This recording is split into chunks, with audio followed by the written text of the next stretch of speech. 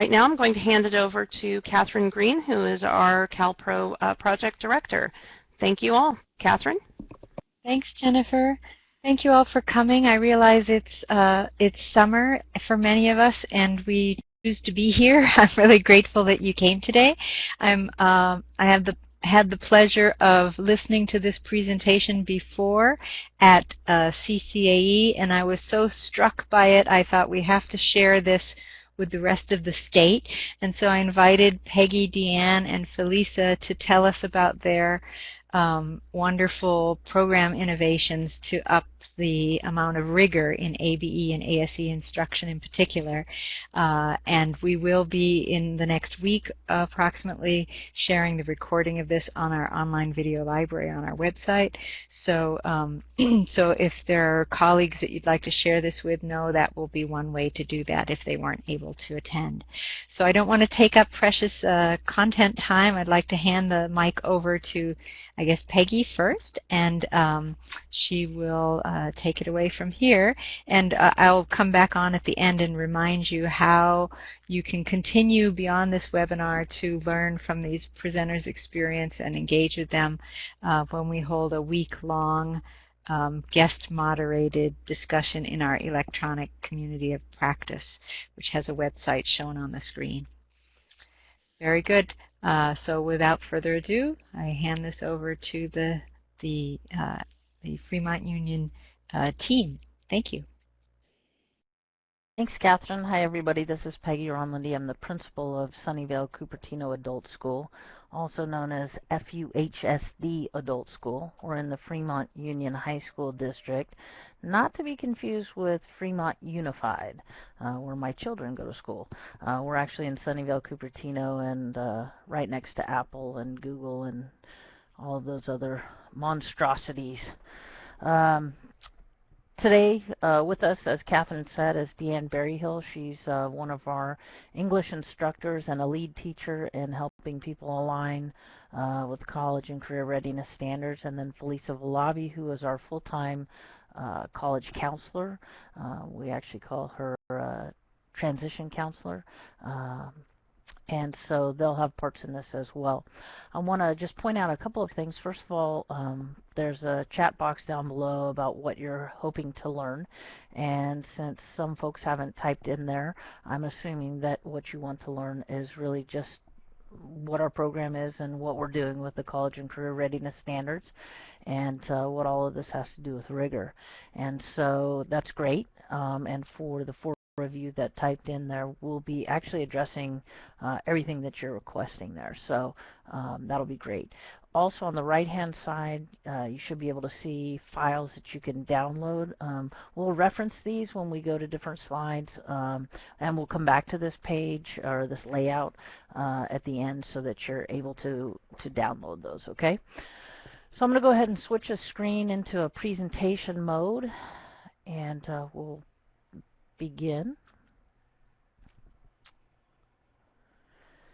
Okay, and so our title is Upping the Game of Academic Rigor. Since 2002, Sunnyvale Cupertino has been kind of on a quest to increase rigor. It's been at the heart of our decision making. It's driven a lot of systematic changes. And a lot of personal changes for instructors and for students. It's altered our curriculum dramatically, and it has really pushed us to create a great deal of student support pieces that we did not have before. So why the rigor? Well, what we know is that in the next decade, 63% of the jobs that are out there are going to require post-secondary training. We know that of the new jobs created, some of which we don't even know what they are at this point, 90% of those are going to require post-secondary training. And so for all of these things, it really forces us in the adult world to kind of rise to the challenge to not just graduate students, not just transition them into career programs, but to actually make them ready and have them have a mastery in areas that will really lead to success no matter what they do. And this also means that we need to create a variety of student support systems. And what we found is that those support systems are just as important as the curriculum, that it all goes together for student success. Okay, so on this slide, what you see is a wheel. And one of the handouts that you have is this wheel. Another handout you have is a white paper created by AIR in May of 2014 that really creates this college and career readiness organizer. And so it's a graphic that is kind of a consolidated overview of all the elements that impact learners' ability to succeed in college and careers. And it also kind of ties in the complexities of how things link together and overlap. And it's not a checklist. So on this wheel, you don't say, okay, well, if I have to do all of these things. It's not that. It's set up so that you have a couple of things. You have strands, and the strands are, let me get a pointer here. Maybe. I don't see my pointer. Okay. Oh, there it is. So the strands are, sorry guys, kind of a rookie at this. It's for whatever reason that pointer is stuck. Okay, so let's just use colors then. So for example, in green, one strand is goals and expectations. In yellow or orange, outcomes and measures. And so those are the strands, and each of those strands has kind of a guiding question that's in the wheel. And then there are components, and those are the bulleted items that really are for discussion to begin to look at, you know, what are the things that you need at your site, where are the places that you can begin and start to change your system to make students more college and career ready.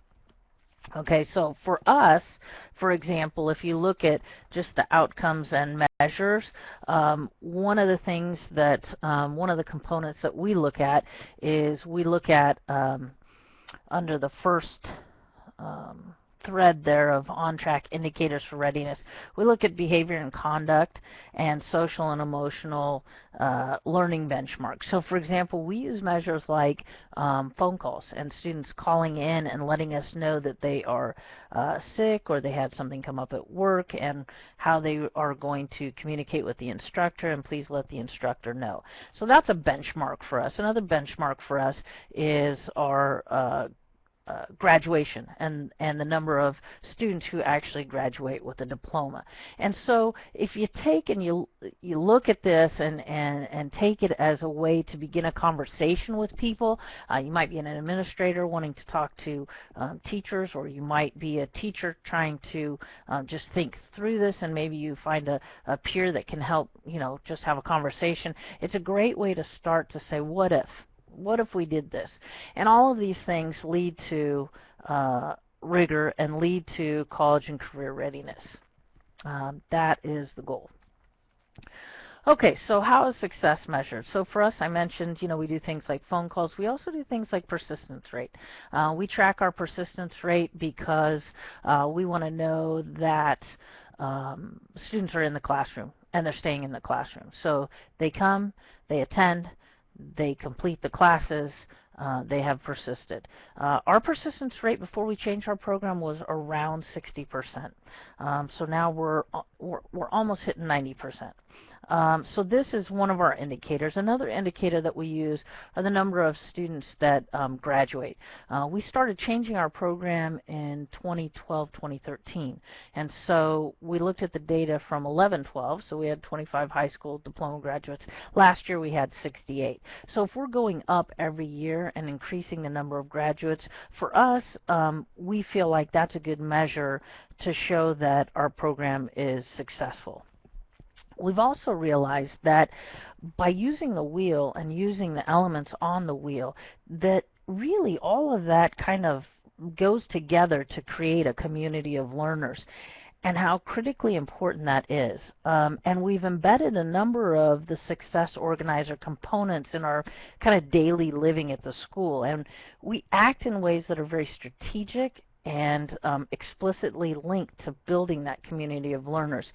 And I don't think we really realized how we just naturally were doing that and explicitly doing that, and it kind of became the norm in our place until we heard from some of our students. And we had a couple of our alumni come back, and this is Ray on the left and Amber on the right. And these students came back, and we just turned on a camera and started asking them about, so how are things going, and what was it about our place that made a difference for you? And so rather than us just telling you that we're doing it, we're going to have our students share with you their perspective. So here you go.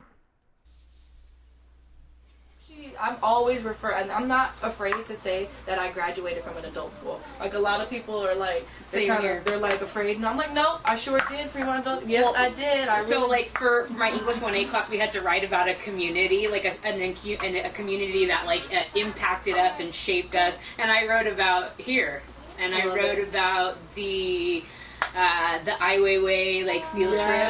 Like for me, that was just a complete 180 in my life. I was just like, oh my gosh, I can conquer this life and the endeavors of it. Very diverse. It's not just sort of say just one culture stance. You had a lot of people from different walks of life, as far as ages, as far as race, as far as color, as far as personality.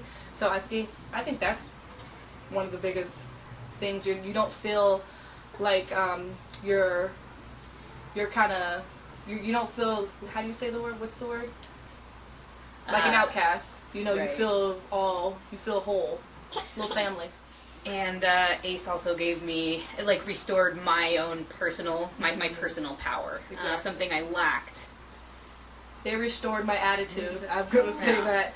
I was rambunctious, but ACE they really toned it down to where now I'm more soft, more nurturing, more approachable, I guess, sort of say. Because sometimes a face can say everything. So yes. They really molded me, just not even just the staff, like my peers, like Amber here. Like, she played a big part. Just knowing that you have people around you that are looking at you, it can really help you in life. So it molded me as more of a student at community college, being able to go to my resources and use that. Okay, and I think these young ladies articulate it well. You're going to see Amber, who was the person on the right.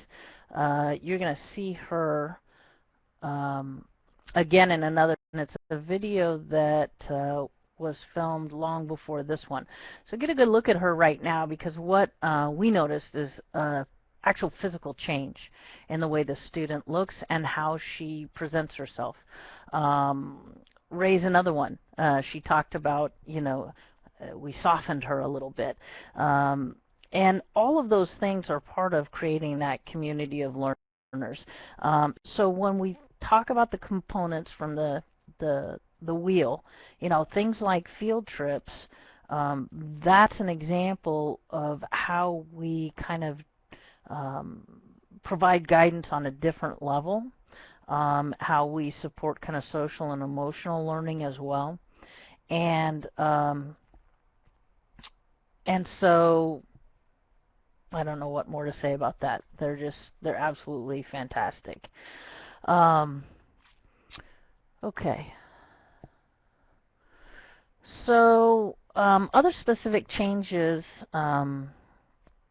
led to kind of this context of a daily community of learners. We revamped our system completely, and in a number of very specific ways. We switched to direct instruction. In the past, we completed ASE with one teacher teaching all subject areas and maybe having some tutors. We graduated, 25 or 30 a year, but we had a number of students drop off. And what we found in calling them and saying, hey, why'd you leave us? What's going on? It was the independent study that was the problem, and the fact that they just didn't have the skill set that they needed. And that really started us revamping. We also have vertically aligned our courses. This year we've vertically aligned, thanks to the help of CalPro, advanced ESL through ASC, and they're all aligned to the College and Career Readiness standards. In the humanities area, this summer we're working on math. We created departments, so where we used to have one teacher, we now have, say, 8. And we revamped our intake process, and you're going to learn about SOAR, and you're going to learn about Cal State University's Expository Reading and Writing for College course, and how we use that really as a process and a vehicle for increasing rigor and helping teachers to understand that they could do that and still engage students. And that's something Carla mentioned in the chat box earlier, that she wants to be able to increase rigor and engage students. Not, I assume that means not scare them away, and that's exactly what ERWC did for us. So we'll talk more about that. We're going to share some details on each of these items. One of the people that's going to talk is our counselor, who was another change to hire a full-time counselor, and talk about our Learning Resource Center. And then, next week, as mentioned in the Community of Practice, online Community of Practice, Deanne can kind of facilitate a conversation with you guys about, where are you at and where might you begin? And so hopefully you'll find that really useful. At this time, what I want to do is I want to see, before we launch into talking about these items, what is it that everybody else has in place? And so I'm going to bring a poll up here, and hopefully you're all going to see this. And it's going to broadcast the results as you do it, so some people are already jumping in. If you do these things, please click the box. Any and all that you do.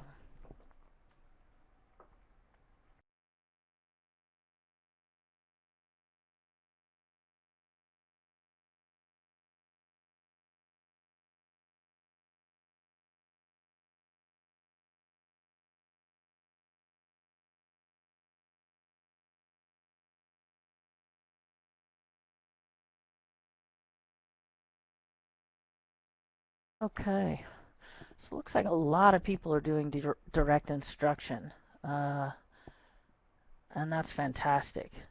So we can talk more about that. It looks like people are not using ERWC, so we can definitely kind of detail why that for us. We do have an academic readiness class. It's our SOAR class, so we're going to talk about that.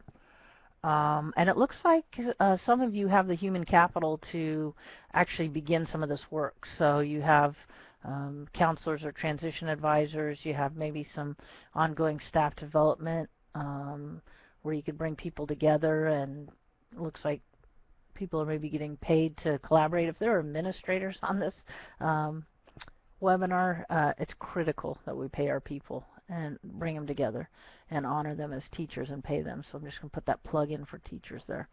Okay, so that tells us a lot actually about where to focus the rest of the slides, so, and our conversation on those slides. Okay, so one of the things that we had to do in revamping was we also needed to rethink our expectations for students, and our expectations are grounded kind of in a belief that students want rigor and that innately they know it will benefit them throughout their lives. Yeah, as a former high school English teacher, even in high school, students want rigor. The key is that they have to feel confident to do it and to achieve it. And so having a belief that they want it and they want to achieve at high levels, and that they can indeed do that, and that all students can achieve at high levels, orienting ourselves this way, I think, has created our transition success. And it's created a school mindset that put things in place to make it happen. So resources, we needed to expand our own human capital, which is also listed on the CCRS wheel. So we identified an instructional lead, and that's Deanne, who went to the CalPro training on the college and career readiness standards, and we are paying her to lead conversations with her colleagues. We're paying teachers to come together and to collaborate, and not just paying them, but we have meetings every week. And so we're dedicating specific time and money, and when we do our master schedule includes that time for the department meetings, for the curriculum meetings, and we also had to, talk to the staff and make sure that they are kind of all in, that they know what they're committing to. And it doesn't mean that that's always easy. We did have one of our staff members who just had a lot going on and was unable to follow through with the commitment from about March on this year. And so, things like that happen, but you want to make sure you have the conversation ahead of time about really what they're going to bite off here and what they're going to be expected to do. And it also meant revamping our induction and guidance model. And as I said, we hired a full-time counselor. We actually did this prior to AEBG, although we've made that an ongoing position thanks to consortium dollars. And Felisa is the one really who shepherded in the SOAR class, created that, and kind of revamped that whole induction process. So I'm going to turn it over to Felisa at this point. Okay. Hi, so as Peggy mentioned, I'm Felisa. I'm the counselor here at Adult School. We really do believe in kind of creating academic expectations and high academic rigor from the moment students step onto our campus. And one of the ways we do that is through our induction process. So we have a 3-tier process. The first is our placement test. Students come and they take a CASAS reading test. They then come back for a 3-hour SOAR orientation. SOAR stands for Student Orientation to Academic Readiness. And in that 3 hours, we have them do elements of what we expect them to be doing in the classroom. So sometimes that's icebreakers, sometimes it's a quick write, sometimes it's a gallery walk. We talk about the expectations of our program. We talk about obstacles that we have seen our students have. We talk about the importance of communication and what that means for us to be able to support them and help them kind of get to their next step in their goals. We have them also create a professional email. So before they can go to the next step of our induction process, they have to show they have a professional way to communicate with us. We even talk about how you leave a voice message and communicate with your teachers about not being in class and how you get work. So there's a lot that happens in that 3 hours that really kind of sets the stage for creating a community of learners that we think is really important.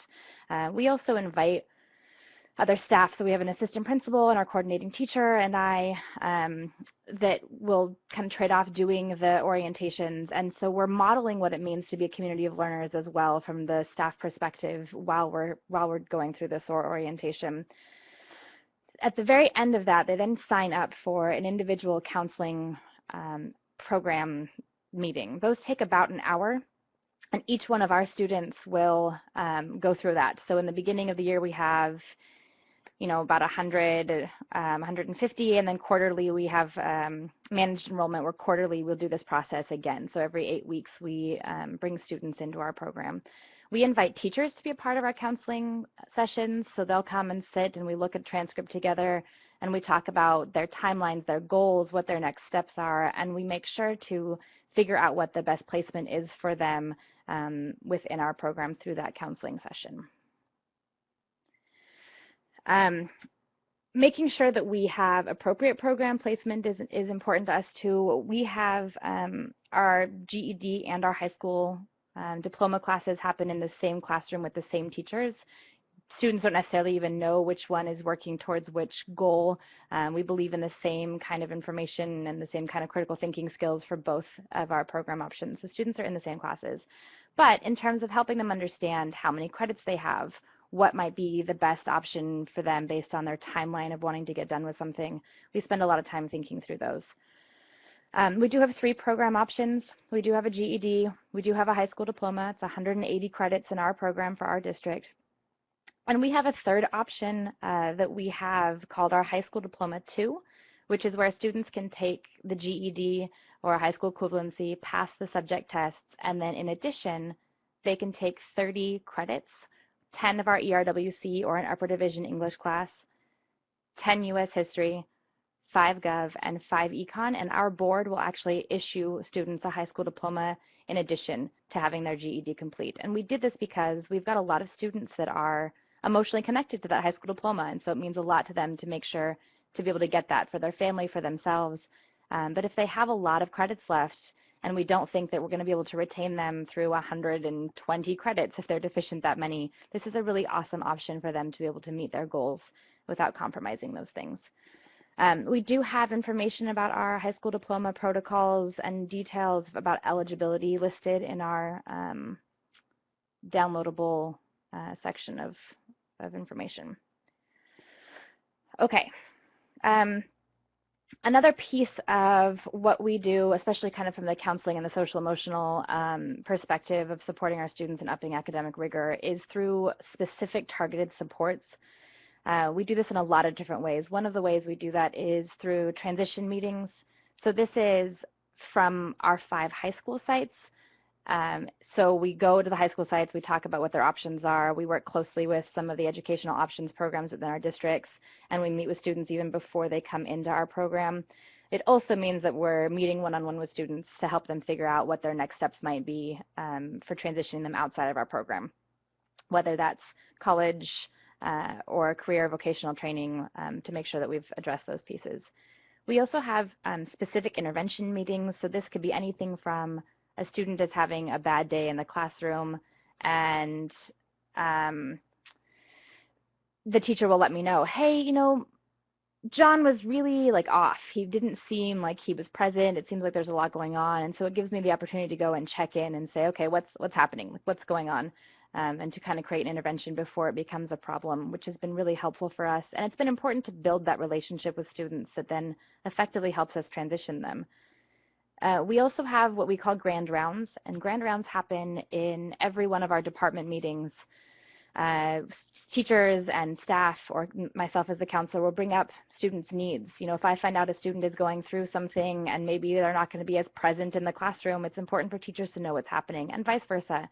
It could be that there's a class that one student is going to but not going to another class, and so is there something about the content of the class or the teacher that maybe we could figure out how to support students in that way. We have what we also call our Defend Your Life. And this is a relatively new addition as of last year, and it was specifically to address our students that were starting and stopping and not really making progress. And they weren't really kind of making any progress towards their next goal, right? So what we would do is essentially say, okay, it's been 3 or 4 attempts of you starting and stopping. At this point, we need you to sit down with a panel of us. So there's staff that sit on a panel, and the student has to present their case about what is different, how they're going to meet their goal this time, maybe be really honest and realistic about what goals were stopping them, because then we can kind of do some intervention pieces and say, okay, these were the things that were happening, let's address them. And that's been really helpful. We actually have a student who needed 10 credits of social studies and had started them, it's been almost 2 years. And he started again, he stopped again, and we finally said, okay, Daniel, we need to have this Defend Your Life. Like, you need to tell us what's happening. And so he did. He sat in a panel and was really honest about what's going on, and he will, in fact, be a graduate this year because this was an intervention piece that we started that we felt really serious about having to implement. Another thing that we've done is quarter grades. It's another thing that's helped us support students. Again, that kind of revolving door student. So we, at the quarter mark now, are able to submit grades for students so that if they leave before the end of the semester, we can capture some of their progress instead of them starting every time at the beginning of the semester and never being able to get credit for the fact that they did kind of persist through at least part of the course. So that's been an important piece for us. We also have our LRC, which is our Learning Resource Center. It's essentially an open computer lab that is staffed. So students can come in and get help with their essays. They can get help building a resume, looking for jobs, searching college options, and students really do take advantage of it, and it's been a fun resource for us to have. Okay. We have checks and balances in the forms of, we have a full-time registrar who works with us, and after we do an initial kind of check through, making sure that we can count, you know, all of the science credits that we can, or credits from another country, she really looks and makes sure that we didn't miss anything, or that there wasn't something that we could in fact code as English that maybe isn't as clear on the transcript. And that's a really big help for us in terms of making sure that every class that a student has taken gets counted towards their high school diploma. She also double checks with us to make sure, you know, hey, this student had 100 credits, but you put them in high school diploma. Is that appropriate? And then we can kind of think through, yeah, this is what was going on. And so we're really all on the same page about what the student needs. She also has a really unique role in the sense that she gets to see patterns of students kind of from the paper perspective. So whether it's, hey, you know, this student has gotten through all of their classes except for English, or this student has tried just the social studies class 4 or 5 times. And so that's helpful in terms of then she gets to shoulder tap us and say, hey, you know, I think there's something going on with this student. And so she'll do things like charge me with a mission for a specific semester. We have a student in particular who has now been working on the same 5 credits of geometry even since before I was working here. And so when she re-enrolled this year, she got to shoulder tap me and say, okay, she's been working on these for almost 2 years. It's 5 geometry credits. This is your mission. You need to make sure that she gets these done. And so I was able to connect with her and know that this was what we were going to do. And it was, you know, it was a mission that we kind of had enough, a group effort to get done. We also then decided one of the things we got to do in terms of intervention was get a couple of Chromebooks to issue to students so that we could kind of expedite their learning and they could work at home if they didn't have a computer. So she was one of the students that we got to give a Chromebook to. And she is now officially done with those geometry credits, and she will be a graduate with us this June. And so that's really exciting because she's been working on them for quite some time. Thanks, Felisa. So before we move on to making the grade, so we've talked about overall kind of changing for rigor and what we changed, and we've talked about some of the support pieces in place. What we want to do before we move on to the curriculum pieces and the college and career readiness standards is open a little chat box here and ask you what questions you have at this point about student support or about anything that has been said so far. So if we need to address any questions, please type that in now. And then after, can you, hopefully everybody can see the chat box. And does this mean we were that, oh, thank you. I didn't think we could be that clear and precise in so short of a time.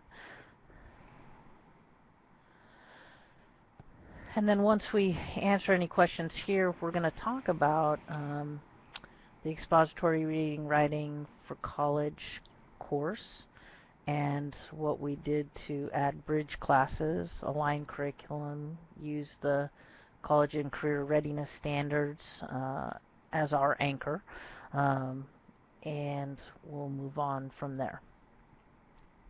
Okay, so how many students graduated in 14-15 did not have to pass the CASE? Actually, I don't think, do we have, I mean, maybe we had one. I don't think any of those numbers actually included students that did not have to pass the CASE. Yeah, I know that we had a student, we might have added one in at the very end, but I don't think so. Oh, wait a minute. No, I'm thinking, no, I'm thinking right. Okay. Do instructors regularly participate in SOAR? Oh, I actually forgot to mention that one of the things that I really appreciate about our transition and SOAR specifically is that we're constantly kind of reevaluating to make sure that what we're doing is in fact meeting students' needs. And so we've actually just decided that we're going to start incorporating more teaching staff into our SOAR orientation so that it won't just be myself and admin and our coordinating teacher. So that's something new that we're going to be implementing starting the fall. But the three of us that have been doing SOAR recently, We do them every time, so it's quarterly every year. Yeah, so Deanne, that's going to be Deanne sitting there probably going, huh? So Deanne's been helping read,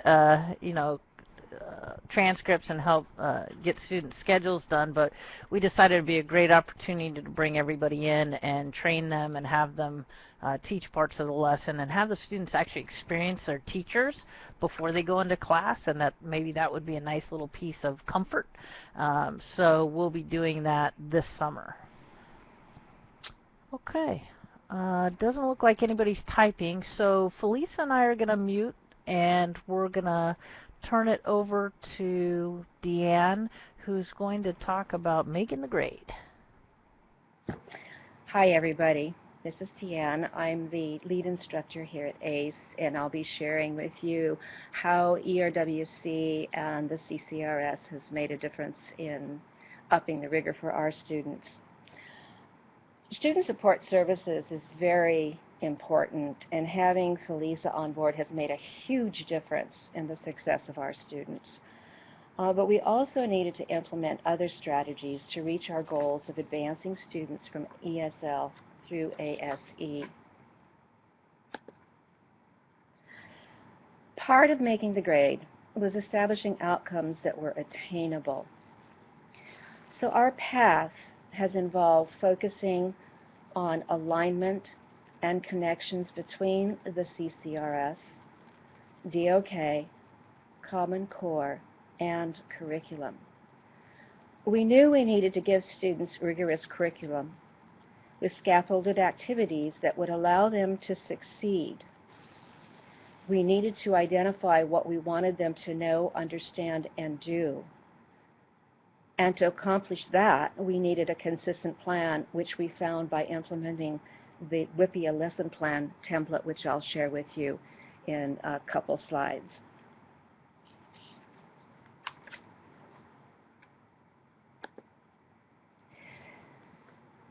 When we changed to directed teaching, we established ERWC as our foundation course for both high school diploma and GED students. Those students are in the same classroom. They do the same work. With the new GED in place, that is exactly the kind of work that they need to work on for being able to pass those tests, because it's all about writing now with the GED. And so the ERWC works very well as a foundation course.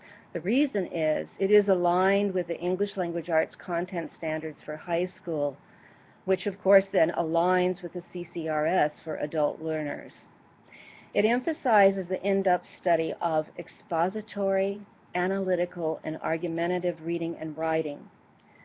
And it's a rich, adaptable curriculum developed by a collaboration of CSU and high school faculty, and is designed to help students develop the academic literacy skills needed for both success in college and the workplace. I was invited to go to that training, which I did. I found it to be extremely helpful in setting up an alignment program here at ACE. We used that curriculum that first year when we went to directed teaching in the ASE class, where students scored a 240 or higher on the CASAs. During that year, we realized that there were some students who, in spite of the fact that they scored that high, were still maybe not quite ready to handle the rigors of the curriculum. So we implemented a second class called English Writers Workshop. In that class, students do the same kind of work that they do in the ERWC 401 class, but they might do it in less quantity. They still use the depth. For example, if the module has 4 nonfiction readings in it for ERWC, in Writers Workshop, we might use 2 articles instead and give students a chance to be able to handle that kind of academic level material.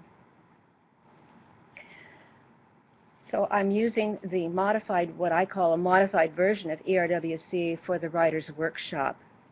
So it's still the same process, it's the same type of curriculum, the same depth, and it still aligns with the CCRS.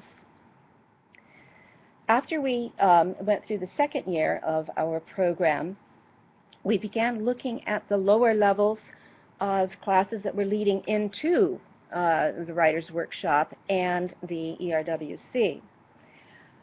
We looked at the combination that we had at that time that we called Bridge, and working with teachers who actually teach those classes, we discovered that we really needed to split that up.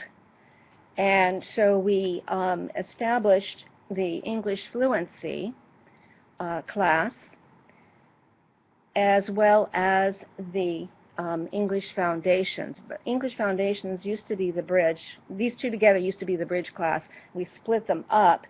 And one of the nice things about all of these classes is that they will receive credit for all of these classes. The English Fluency is eligible for ELD credit, ELD 3 credit, which is a real benefit to the students because they are in a program that's going to allow them to gain credits for high school graduation. We needed curriculum for those lower levels, and we wanted to find something that went along with or matched the format of ERWC. And I had a serendipitous experience with ACE in that I taught in the community interest program, and I taught a reading and conversation class to high level, I would say just out of advanced ESL students. And I discovered this book called North Star by Pearson, and I was using that in the reading and writing conversation class that I had. And the students really liked it because they liked the format, they liked the fact that it was very, very clear what the objectives of the lesson were, and it went through the vocabulary and the grammar piece for the writing that they had to do at the end of each unit. So when we were looking for curriculum for the English Fluency and English Foundations, I suggested that we look at North Star. I used it several years ago, and I said, however, okay, I've got a question here for this, the SNL. I'll get to that, okay? I thought, well, we could look at North Star. I don't know what they're doing now, but we could take a look at it, and that is exactly what Peggy did. She brought in a set of the North Star reading curriculum, and we took a look at what the program looked like now. The SNL that Harkirat is asking about is a speaking and listening, and that's what the beauty of this program, this curriculum is, that they have a speaking and listening as well as a reading and writing. And so in English Fluency, starting out at the beginning of the year, you can actually work the same process and mimic the process of ERWC with the speaking and listening material, and then eventually move into the reading and writing text as students gain confidence. And you can use these interchangeably. You can use them to support each other. The curriculum matches what the CCRS, the College and Career Readiness Standards, are. And we also have gone one step further, and you'll see it says ERWC extensions. We can, because I'm going to get to the process, how the whole process works in the next slide. We've been able to take the content of something out of ERWC, for example, our Value of Life module that we teach in ERWC, and we can involve all 4 levels of classes, English classes, in writing human rights call to action, for example.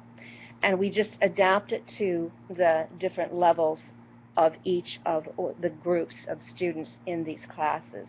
We've had tremendous success with this, and that allows us to then open a field trip opportunity to students at all levels. And so part of the alignment is not only just looking at the academic piece, but it's involving the students in a progression that they're well aware of and that they can see, and they become a part of the learning community.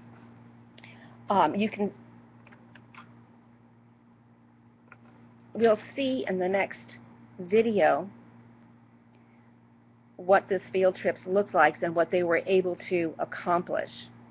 So before, sorry, we're going to Okay. go back to that last slide really quickly. Right. Before we go to field trips, I just wanted to explain ERWC a little bit from the counseling perspective and how important that has been for us in terms of supporting and motivating students. So one of the things that happens is because we now have 4 levels of English courses, we are able to appropriately place students, which keeps them. They're not in a level that's too high, they're not in a level that's too low, they're not bored, they're not overwhelmed. And so to be able to have them work through these levels and to have them feel good about where they're placed has been really important. The other thing that has been important for us is, like Deanne mentioned, we previously had Bridge as our ABE program, and we were able to give some elective credits for students, but if they're in a class working on English skills, it was hard for me to explain to them, like, you are making progress towards English, and you will, you know, if you didn't need elective credits, it was a hard sell for me to have students in those classes.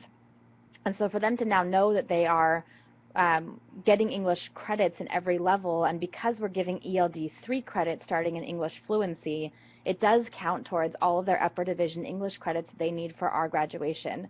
And that has been important in terms of students like feeling good about what they're learning and where they're moving forward with. The last piece about ERWC that's been important for counseling is the fact that it's ERWC. The fact that we get to say, hey, this is a California State University created curriculum. They're saying that if you can get through this class and do well, that you are ready for college level English. And that is then helpful for me to be able to say, see, you can do this. You do have the skills.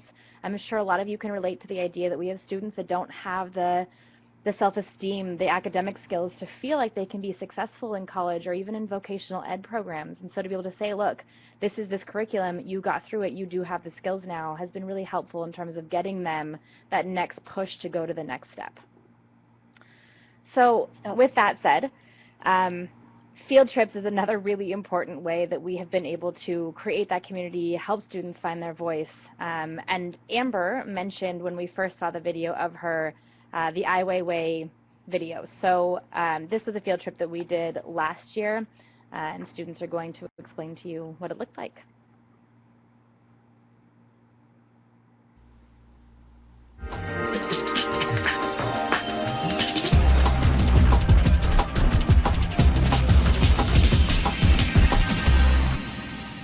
Ai Weiwei, contemporary artist and Chinese dissident.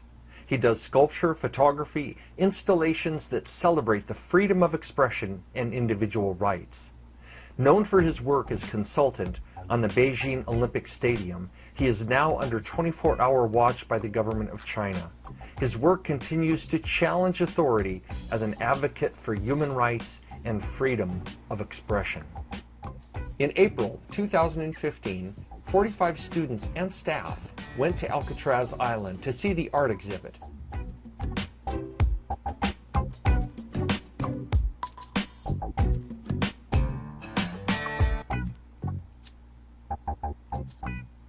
I just want to say that I saw Ai Weiwei project, and I'm very impressed about what he is doing against all odds. It amazed me to see how many dissidents were jailed for freedom of speech. The most exciting thing was seeing all the art exhibits in the context that they were displayed. It's an onion. I've learned many things. It's so layered. But what I found significant about Alcatraz is it's such a paradox. It's beauty. There's beauty and there's amazing things about it, but horrible things happened within that institution.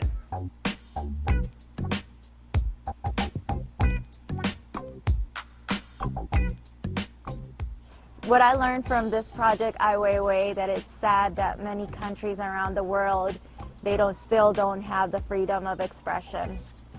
What I hope the world learns is to respect life and treat others with dignity.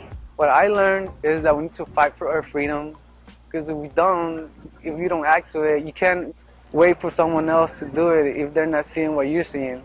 So we have to, if you see something's wrong, you need to act to it, because if you don't, one day, maybe it's too late, you won't have that chance to act it out.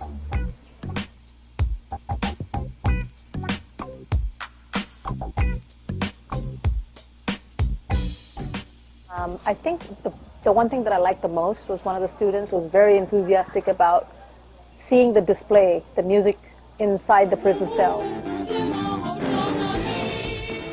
What I learned about the Ai Weiwei exhibit is freedom of speech and freedom of expression are very important. It takes courage to raise your voice and do whatever it takes to be heard.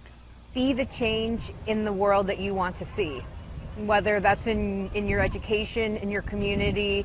Like Ai Weiwei said, if you don't speak out because you're afraid of something happening to you, they have already silenced you. Well, it's really fun to teach this group of people because they're so excited about learning. I think that ACE is an important program in the community because we have so many students that we serve that have been marginalized by traditional systems. We create an individualized approach for students in terms of schedules and classes, and we really try to meet their needs and meet them where they're at. What I love about this school is how teachers, they support you, how they back you up, and they don't let you down. And that keeps me motivated to come in and keep studying and get my high school diploma. ACE has really helped me excel not just as a student and in the classroom, but as a person. I have obtained skills that I will use throughout my life.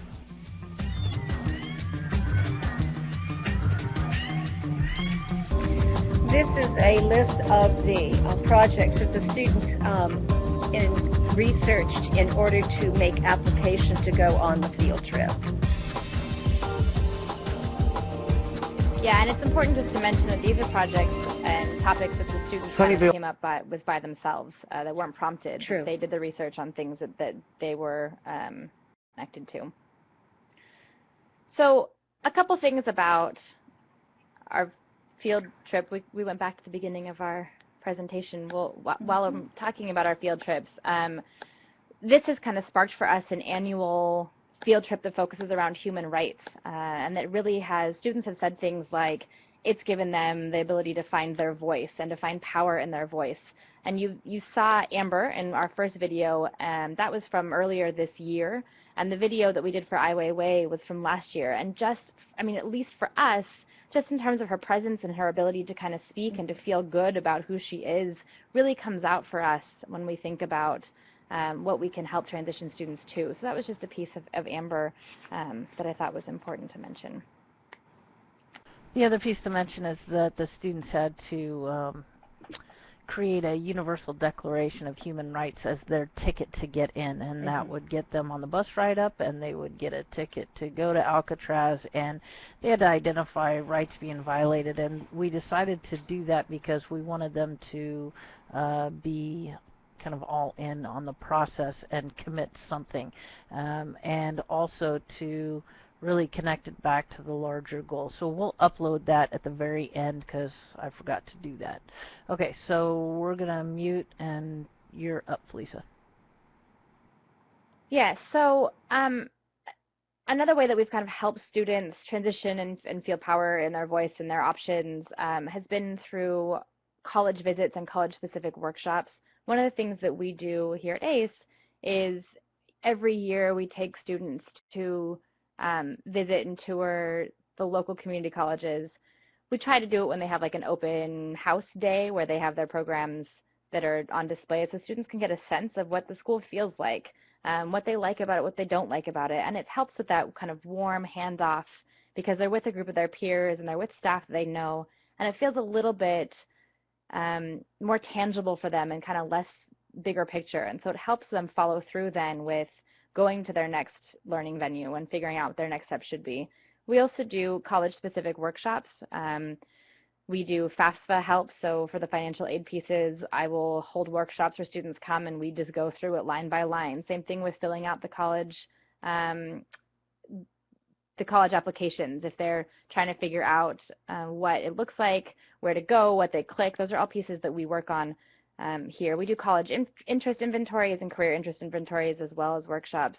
And then the other thing that has helped do, because we've now done this for a couple of years, is it's created an academic culture where we really have kind of implemented this idea of academic expectations. And so I have students now that are alumni that are coming back every semester and asking for help for picking out their classes for their next set of classes, or saying like, hey, I don't really know if I should be doing UC, which is the IGETC route, or the CSU route. And so we've got alumni that are now coming back and asking us for that kind of support because we've kind of embedded this academic and college expectations. So that's been a fun piece that we've been able to do as well. So while these are kind of some specific elements that we have implemented that we think are important for our transition, none of this would have been possible and none of this would have been able to have been implemented if we didn't have a kind of bigger picture about our program and what it needs to do and the leadership to kind of back that up. So Deanne's going to talk a little bit about what it took for us to be able to get to these points. You're absolutely right, Felisa.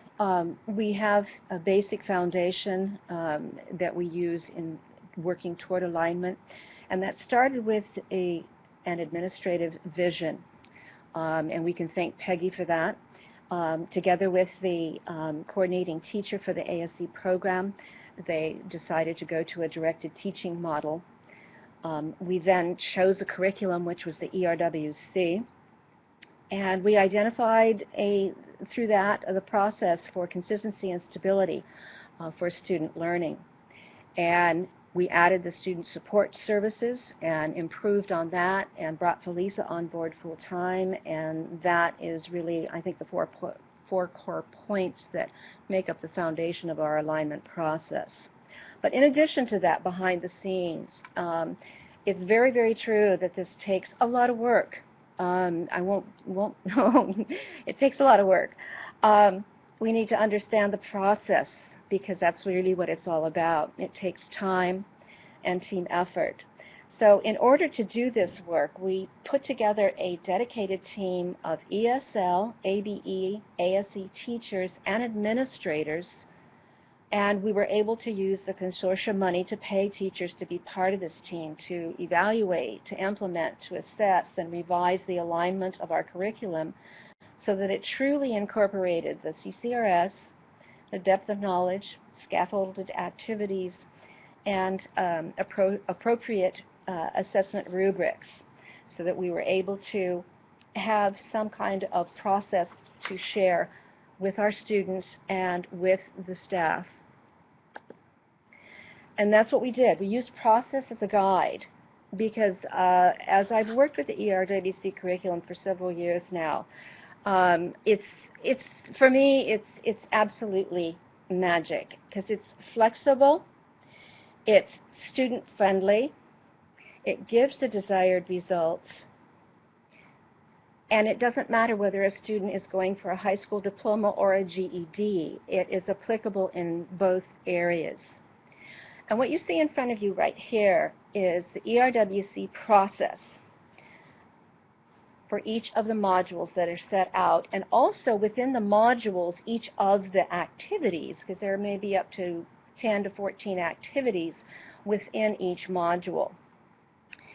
When I went to work with CalPro and learn about the CCRS, we were asked to take one of our lesson plans from the classroom and put it into the WIPIA format.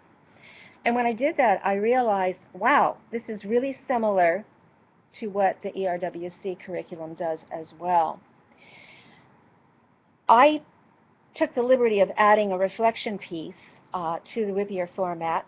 I pulled that out of the ERWC format because I think it's extremely important for students to reflect on the process, the content, and their self-learning as well.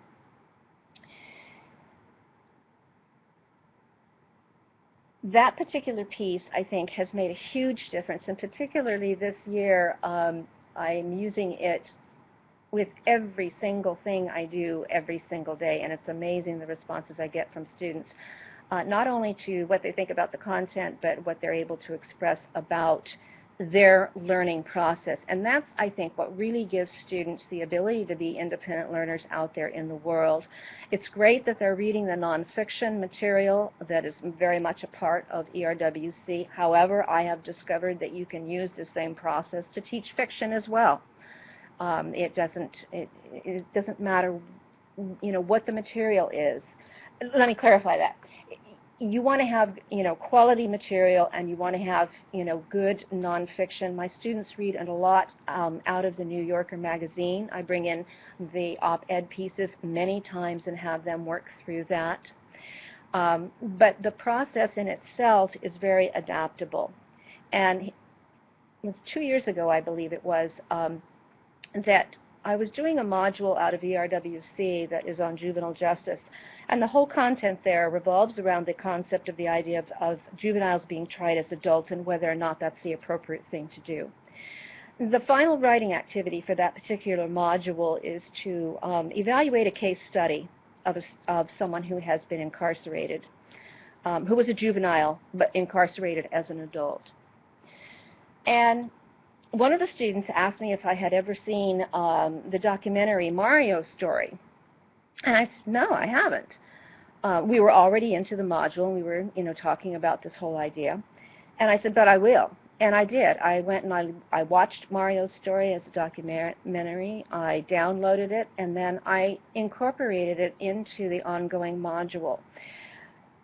The ability to pull in student-generated lessons, I think is absolutely phenomenal in getting students involved and being a part of the learning community. And I've continued to use Mario's Story, and you never know where the learning is going to come from. The courses that I teach are the ERWC, Writing Workshop. I've taught fluency in another environment, and I've taught foundations. So those are the courses that we direct teach. We actually direct teach all of the social studies content as well, and math as well. Okay, I don't do social studies. I do all the English courses, but we do have teachers who do the other content areas for all of our classes.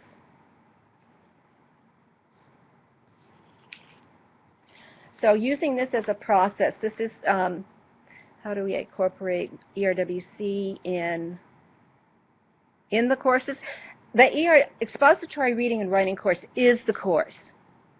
When you go, this is offered training through CSU, and you walk away with 2 semesters of curriculum after going through the workshops and preparing lessons and learning about it. So I have 2 large volume notebooks that have 14 modules in them divided into 2 separate semesters. And I've taken those modules and then adapted them. Sometimes I do exactly what's in the ERWC material. Sometimes I venture off, like I did with Mario's Story. It's still the same concept of juvenile justice. Mario was a person who was arrested when he was 18. Actually, I'm sorry. Yeah, he was 17. He was 17. He was arrested and spent 10 years in jail for a crime he didn't commit, and he was eventually exonerated. And so that's not in the ERWC material. There are other case studies in that for that module. But you can pull current events in because the coursework is thematic. There are not 2 courses, there are 2 semesters. So it covers an entire academic year. Deanne, can I just jump in and Yeah. add a little piece to what you're saying? So in addition to having those 2 semesters, the most important part about this is that there's a set process. And that's the piece that Deanne already talked about, where you're doing kind of a pre-reading, a reading, a post-reading. You're connecting that with writing. You're reflecting. You're doing all those pieces no matter what the module is. And so embedded in that are a number of strategies that get students to really think critically, to analyze, to apply. And so it's in that process that where the rigor comes. Yeah. And it happens, the process happens in every single module and through both semesters. So by the time they're done, that process is ingrained in them. And so, and then what happened in answer to Susan's question there is, so the English course sequence is they can move in and out of those depending on their acceleration. So if they start out in foundations, which is kind of advanced AVE, and they do well, they may jump right up into ERWC, or they may have to go to Writer's Workshop, and that's the curriculum that Deanne built and she mentioned before that ties to ERWC and uses the same process. And the nice part is in using North Star follows a very similar process. And so what we want is we want them experiencing these kind of academic skills consistently over and over where they become habit.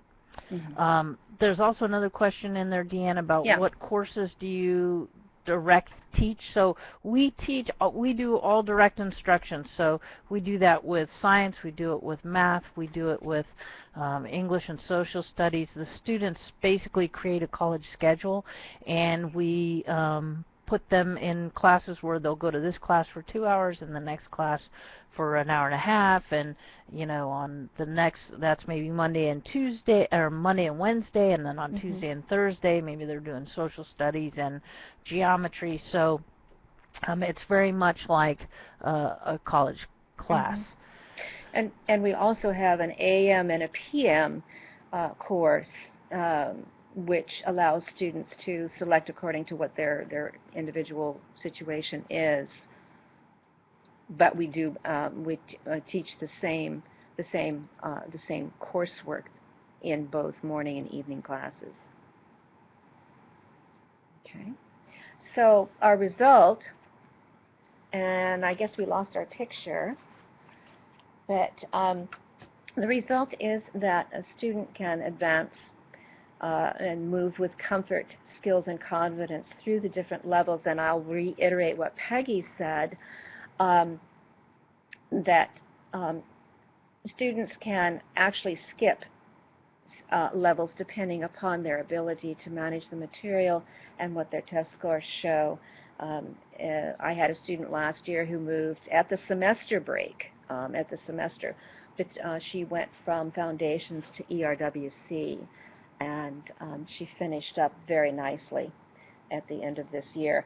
The picture that you can't see is a picture of my evening class. And as I mentioned, you can use either nonfiction or fiction material and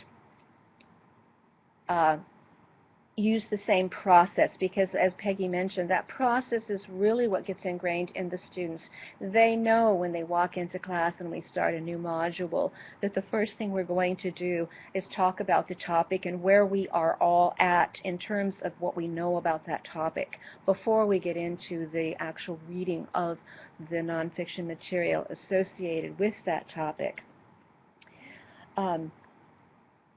So when I teach Shakespeare with the ERWC/Whippier format. I even, when I introduced the very first day of class, I use that same process to introduce standards and procedures for the classroom, and we establish norms for our community of learners. So the process is for me, is pervasive throughout everything that I do in the classroom with the students. And I think that is really what gives them an edge up on being able to handle the academics, because with the constant reevaluating of where we are with the material, I have a good gauge from feedback from the students as to what their comfort level is.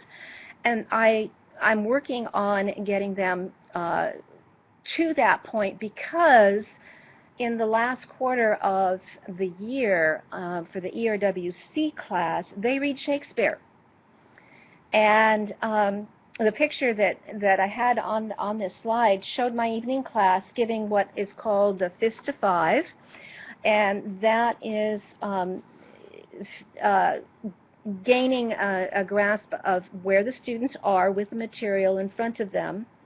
I sent the students on a homework assignment of a sleuthing to find out things about Shakespeare and the period of the time, what was going on, and so on and so forth. So the very first day that they came into class after that, and we started talking about Shakespeare, it was interesting. One of the students said, well, I never knew Shakespeare married a woman that was 8 years older than he was. And so they got a little bit of a taste of what Shakespeare was about. And eventually, after we looked at some documentaries and we discussed Shakespeare and we discussed the time and talked about it, then I asked the students what their comfort zone was with being able to read Shakespeare, how they felt about, do you want to give this a try? Shall we go forward with this? And they gave me, we do the Fist of Five. The Fist is that I have no idea what's going on. I have no clue. I don't even know who Shakespeare is. And the Five is to indicate that they're very comfortable with it. And they all gave me a 5 on that. And we did read Shakespeare. They read Midsummer Night's Dream, and the morning class read Macbeth. And then they did an oral presentation, a research project, an oral presentation with visual aids at the end of the year. So it was pretty good. Deanne, we're working... sorry, we have a question down below from Harker. How do social studies and math teachers support ERWC learning? And I want to caution you, we're down to 15 minutes, so we probably should do a quick answer and move on. Okay, the quick answer is that we're moving forward with incorporating a ERWC process into the social studies curriculum, and the math teachers support ERWC learning because they know about that process, and they do similar things in the math classrooms using the process. And that's why it's so beautiful, because you can apply it to any subject area. So for the students, alignment involves everybody that's involved in the learning community. And for the student, alignment allows for the process of growth in skill development and confidence going forward, regardless if they're going to go into the workforce, if they're going to school, if they're going to do both. And for educators, it allows us to incorporate the standards well. It allows us to have accurate assessments, and the end result is that we have students who are prepared for transition success because they are part of the process going forward. I have a last video to share with you. One of my students, Peter Mullen, was a GED student. He finished the GED, he passed the test, and he stayed in class. He asked if he could stay in class. And this is what Peter had to say about the process. Pretty much the reason I stayed is really to get back to being able to write at an academic level. And how it's helping me now is in our business law class, I have to answer how I would handle certain situations and what the ruling would be, and then give my answer on what the reasoning is. And really being reintroduced to the whole writing structure and essay structure thing has really helped me there. So I've had some pretty detailed answers. And that was one of the reasons that I stayed in the class after getting the GED, is just to kind of refine those skills and just keep the experience level up. And sometimes if you don't use it, you lose it. Yeah, so, exactly. So I wanted to, just keep going at it. And I also found out I actually really like writing, which I didn't when I was in high school. The last midterm I got 100% on. Wow. Every single module or each week I've gotten either full credit or extra credit on it. Really today was the first one I got a little cocky and didn't study enough and missed a few questions on the second midterm. But overall, I mean, with the extra credit, I'm well above 100% still. So going back to college, if I would have just went straight there, I may not have been as detailed in my writing or refined, I guess you could say. I'm taking the courses to get like a business degree, and I'm kind of taking it one step at a time. So first I'll shoot for the AAA or AS, and then after that, can I go to the 4-year route, and then who knows, depending on my age and where I'm at in my life, do I want to go further and get like a PhD or something like that? Not a PhD, sorry. Masters. Masters, thank you. Yeah. Yeah. So, cool. I don't know. We'll see. Cool. Excellent. I actually found the topics really interesting, and really, you could go either way with a lot of them. So, being able to kind of explore different points of views and whatnot. The other thing that really helped is a lot of the handouts you gave that had like different ways to break down and plan your essay, whereas at least I don't recall doing that in school, though I wasn't the best student, so I may not have been there on that day. So Peter's just a fantastic example of, what the rigor of that coursework does for our students. The fact that it progresses in complexity and depth, as Deanne mentioned, and that the rubrics kind of increase the level of, assessing the skills that they're required to have for mastery. All of that is built into that curriculum, and all of that is built in also to the North Star work as well. So it's a very, I think, nice package that we feel good about this year, and going to that.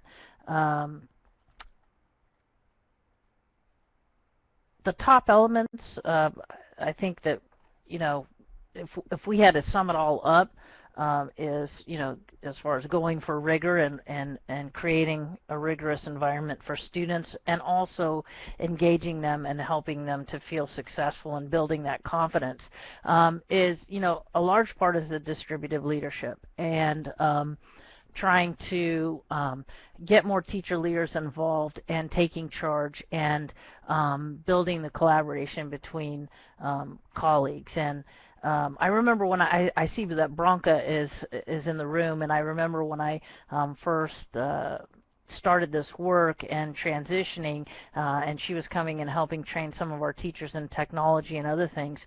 One of the things she talked about is, do you have somebody you could send to a trainer of trainers? And I said, no, I really don't. And it was in that moment, probably 5 years ago, that I realized I've got to really start building some teacher leadership. So I'm thankful for that question from her so many years ago. And it's probably the number one, which is why it's listed number one, is that you have to invite teachers to be involved and to collaborate.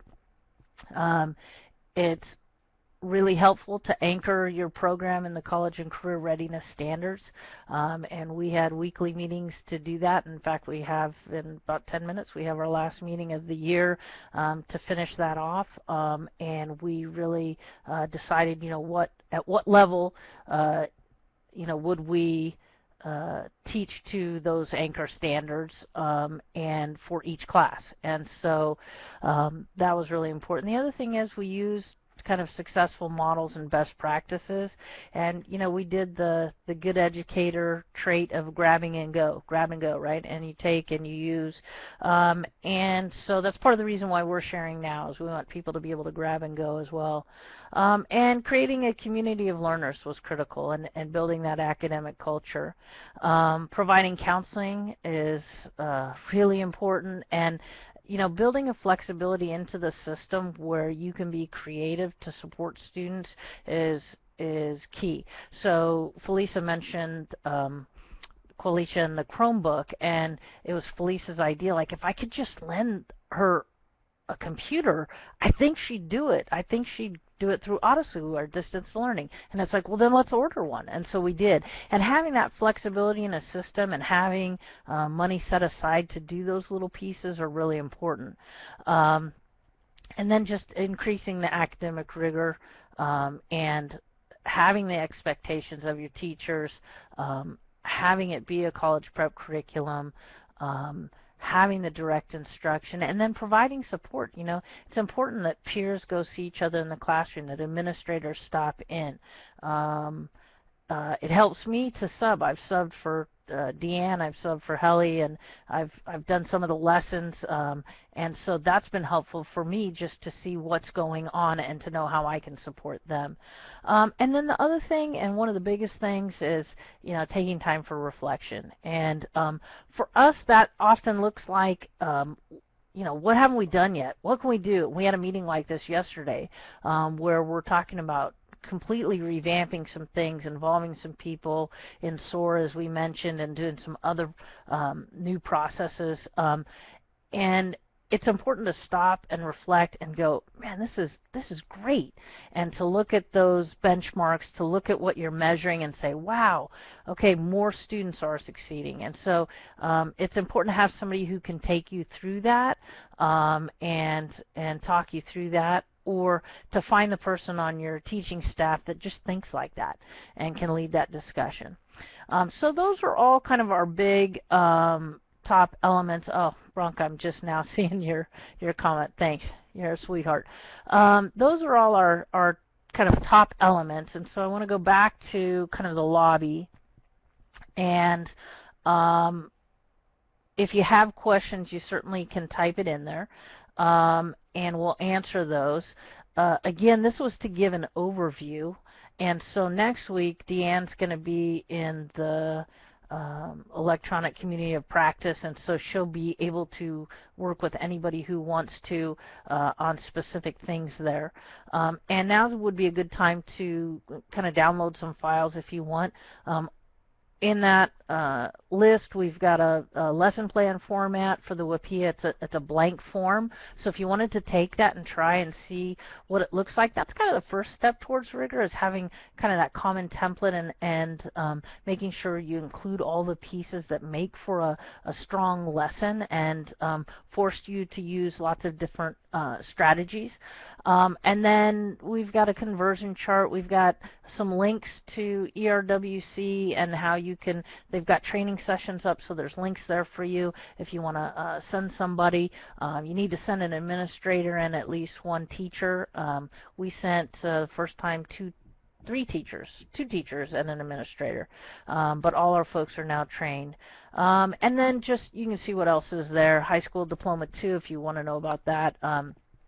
You can see what our process is for that and what our board policy is on that.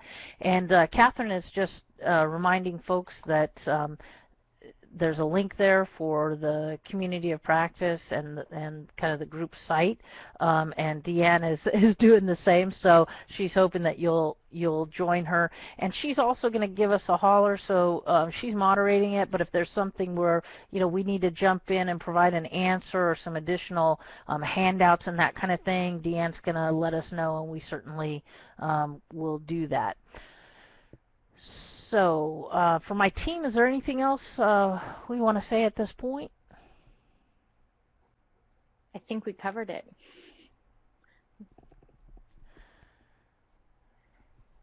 Okay. Well, we want to thank you guys for joining us today.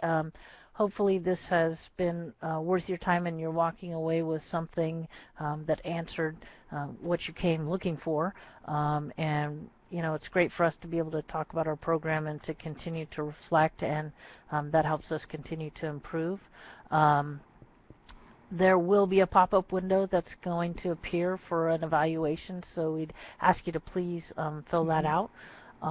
And just, it only takes a couple of minutes. And so hopefully we'll see you next week in the community of practice, so please make sure you jot down or screenshot that link. And thank you very much, you guys. Thank you so much. This is Catherine, wanting to thank Peggy, Deanne, and Felicia. You did a tremendous job. It was even better than I remembered from CCAE. It's very comprehensive, a great model, and I'm so glad we were able to capture this and your wisdom. So I do hope many of you will be able to join us in the coming week in the Electronic Community of Practices website, where Deanne will be a sort of guest moderator. She'll field all kinds of questions for you and share more concrete tips and details. It's done in a sort of asynchronous way, meaning for your convenience, you can log in whenever you like. There'll be a written discussion forum. You can see what has been posted there, post your questions, share your resources with each other that way. So that will be going on from today, basically, through the 24th, which is next Friday. A week from Friday. So for the next week, you can pick Deanne's brain, and if she doesn't know the answer to the question, she's going to pick Peggy and Elise's brains, and you bet. And so you really get 3 rolled into 1. So by all means, take full advantage. If you haven't already become a member of the ECOP, it's free and easy. Sign up takes just a minute. That link will show you how. And if you have any questions about it, please feel free to let us know. And we're always collecting feedback on how we can serve you better, so please do oblige us with the webinar evaluation so we can know what you really liked from this and what else you might like in the future.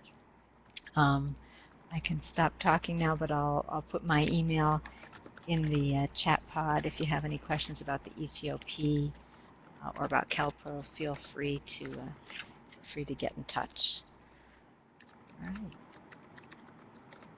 Thank you again for coming and spending a Thursday in June with us. You are among the most dedicated staff we know.